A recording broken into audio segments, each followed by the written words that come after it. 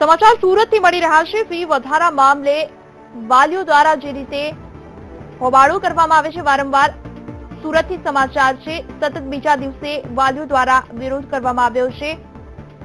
Fee વધારો પાછો ખેંચવા માટેની વાલીઓની માંગ છે।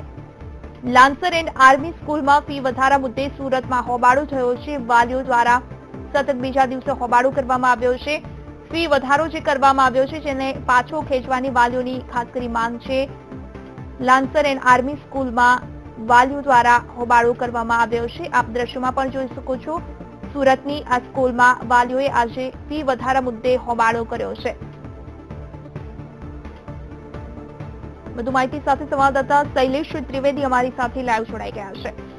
શૈલેષ, જે રીતે વાત કરવામાં આવે, વારંવાર અનેક સ્કૂલમાં ફી વધારા થઈ રહ્યા છે। લાન્સર એન્ડ આર્મી સ્કૂલમાં હવે વાલીઓએ હોબાળો કર્યો છે। ખાસ કરી કયા પ્રકારે સ્કૂલ સંચાલકો દ્વારા દર વર્ષે ફીમાં વધારો કરવામાં આવે છે, વાલીઓની શું માંગ છે?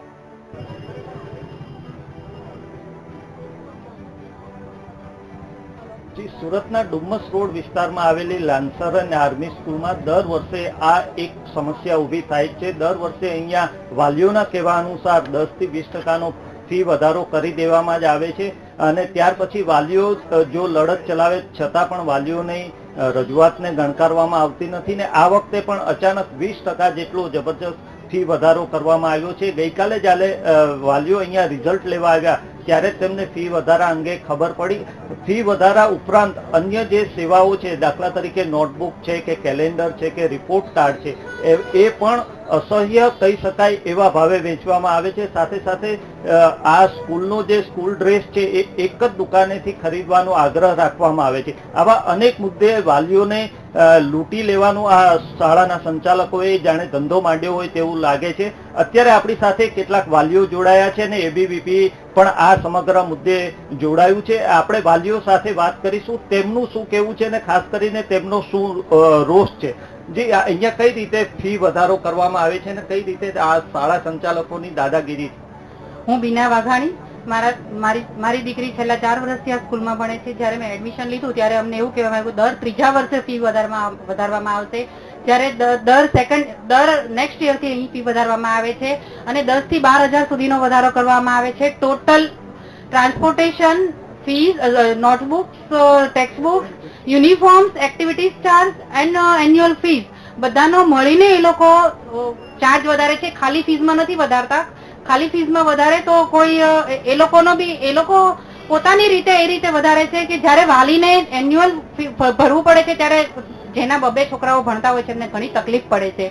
પ્લસ એ લોકો અહીં પોતાની સ્કૂલમાં યુનિફોર્મ ત્યાંથી જ લેવાનો આગ્રહ રાખે છે, જે એકદમ થર્ડ ક્લાસ ક્વોલિટીનો યુનિફોર્મ છે, જે તમે બહારથી બીજેથી લઈ શકો છો અને બીજેથી લ્યો તો તમને ઘણો ફાયદો પણ થાય છે।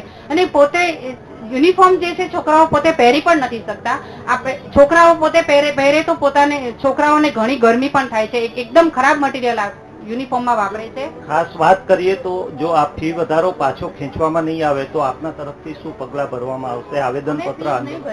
અમે ફીસ નહીં ભરીએ, ડીઓ ઓફિસ સુધી પણ અમે જશું અને એ લોકો જે ફી વધારે છે તે બધા જ વાલીઓનો પ્રોબ્લેમ છે, એટલે બધા જ અમારી સાથે સહમત થશે અને અમે આનો જ્યાં સુધી ઉકેલ નહીં આવે ત્યાં સુધી અમે લડત લઈ લેશું। તમારું શું કહેવું છે ફી વધારા અંગે ને ખાસ કરીને અહીંયા કઈ રીતે ભણાવવામાં આવે છે? વર્ષ દરમિયાન કેટલી વખત વધારાની રકમ પણ મંગાવવામાં આવે?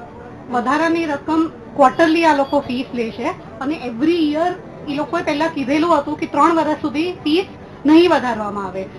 એવરી યર ફીસ વધારવામાં આવે છે। આપે જોયું કે જે રીતે શાળા સંચાલકો એડમિશન વખતે એવું કહે છે કે 3 વર્ષ સુધી ફી વધારવામાં નહીં આવે અને પછી દર વર્ષે વધારવામાં આવે છે। અત્યારે અખિલ ભારતીય વિદ્યાર્થી પરિષદ પણ આમાં જોડાયું છે। એના અગ્રણી શૈલેષભાઈ આપણી સાથે છે, એમની સાથે વાત કરીશું। શૈલેષભાઈ, કઈ રીતે આપણે આ સમગ્ર મુદ્દાને લઈ? એમાં એવું છે કે છેલ્લા આ ત્રીજી વાર આવું થયું છે। 2 વાર અમે આવી ચૂક્યા વિદ્યાર્થી પરિષદ તરફથી। એબીવીપી જ્યારે આ લોકો 4 કલાકથી અહીંયા સ્કૂલમાં બેઠા હતા, કાલે વાલીઓ, એ લોકો કોઈ જવાબ ના આપ્યો। એબીવીપી આવ્યું અને થોડું પ્રેશર બન્યું ત્યારે એ લોકોએ ખાલી મૌખિક જવાબ આપ્યો અને લેખિતમાં અમે આપ્યું છે એમને। અમને પ્રિન્સિપલ તો અમને પણ હજુ સુધી મળ્યા નથી અને વાલીઓને લગભગ 3-4 વર્ષથી પ્રિન્સિપલ હજુ સુધી મળ્યા નહીં। કોઈ બી પ્રોબ્લેમ હોય તો વાલી મળતા નથી। બીજી વાત, મેઇન પ્રશ્ન એવા છે કે જેમ કે વિદ્યાર્થીઓને ટોર્ચર કરવામાં આવે છે, ફી બાકી એન્યુઅલ એક્ઝામમાં બેસવામાં નથી આવતા. અગાઉ અમે આવેલા અને કીધું ત્યારે એક્ઝામમાં બેસવા દીધેલા, અને આ પ્રશ્ન બહુ ગંભીર છે. અને આ એક ફીનો પ્રશ્ન નથી, આ લેન્સર આર્મીનું જે રજીસ્ટ્રેશન લાયસન્સ CBSE નું 2012 પછી રિન્યુ પણ નથી, અને એમાં સ્વચ્છતા પણ નથી અને ગ્રાઉન્ડ પણ નથી. કોન્ક્રીટનું ગ્રાઉન્ડના લીધે વિદ્યાર્થીઓ પડી જાય, એને ઇન્જર થાય. ઘણા બધા એવા ગંભીર પ્રશ્નો છે, અને આ લોકોની એટલી દાદાગીરી છે. લોકશાહી દેશમાં સ્વતંત્રમાં જો કોઈને વાલીને સાંભળવામાં જ નથી આવતા તો આપણે શું સમજવું? બહુ ઘણી આપે જોયું કે જે રીતે સમગ્ર મામલામાં ખાસ કરીને વાલીઓનો રોષ છે. અન્ય એક વાલી એવા છે કે જેમને થોડા સમય માટે ફી લેટ ભરી તો તેમને 7,000 સુધીનો દંડ કરવામાં આવ્યો. તો ખાસ કરીને આ શાળાની સૌથી મોટી ફરિયાદ એ પણ છે કે અમુક વાલીઓ પાસેથી ચેકથી ફીની રકમ લેવામાં આવે છે, જ્યારે મોટા ભાગના વાલીઓ પાસે રોકડમાં જ રકમ ફી લેવાનો આગ્રહ રાખવામાં આવે છે. એવા એક વાલી સાથે વાત કરીશું. શું થયું હતું તમારી સાથે? મારી છોકરી 6ઠ્ઠા ધોરણમાં ભણે છે અને એની ફી ભરવાની હતી. મારે 67,200 રૂપિયા ભરવાની હતી. 60,000 રૂપિયા મેં ભરી દીધા. મેં એને કીધું કે ભાઈ ચેક લઈ લો મારી પાસેથી, તો મને ચેક મારા મોઢા ઉપર ફેંકી દીધો અને મને એમ કીધું કે ચેક નહીં લઈ. મોદીજી એવું કહે છે કે 50,000 ની ઉપરનો કોઈ પણ વહીવટ હોય તો તમે ચેકથી આપી શકો છો. મારી પાસે એને 60,000 રૂપિયા કેશ લીધેલા છે. 7200 રૂપિયામાં 1500 પેનલ્ટી રાખેલી છે. એ સાથે મારી યારે બિહેવિયર એવો કરેલો છે કે મારી મોઢા પર મારી છોકરીને એક્ઝામ દેવા માટે તૈયારી નહોતી કરાવી, અને મને એમ કીધું કે તમારી છોકરીને પાછી લઈ જાઓ, અમે એન્યુઅલ એક્ઝામ નહીં દેવા દઈએ. જ્યારે મેં ABVP વાળાને બોલાવ્યા ત્યારે મારી છોકરીને અંદર એક્ઝામ દેવા માટે એને પરમિશન આપેલી. આપણે જોયું કે વાલીઓનો રોષ અમુક અંશે યોગ્ય છે, અને ખાસ કરીને જ્યારે ફી રોકડમાં લેવામાં આવે છે અને એ રોકડમાં લેવામાં આવતી ફીની પણ એક કાચી રસીદ જ આપવામાં આવે છે.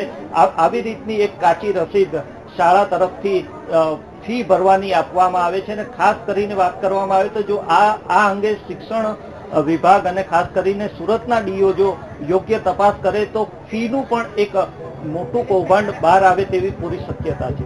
જી બિલકુલ શૈલેષ, આપનો આભાર સમગ્ર માહિતી માટે. સુરતની જે સ્કૂલમાં વાલીઓ દ્વારા હોબાળો કરવામાં આવી રહ્યો છે, આર્મી સ્કૂલમાં વિદ્યાર્થીઓનો જે ફી વધારો સતત કરવામાં આવી રહ્યો છે, જેના કારણે વાલીઓમાં ભારે રોષ છે. સતત બીજા દિવસે આ વાલીઓ દ્વારા હોબાળો કરવામાં આવ્યો છે, કારણ કે દર વર્ષે 10 થી 20% ફીમાં વધારો કરવામાં આવે છે, અને જેના કારણે હવે વાલીઓ રોષે ભરાયા છે.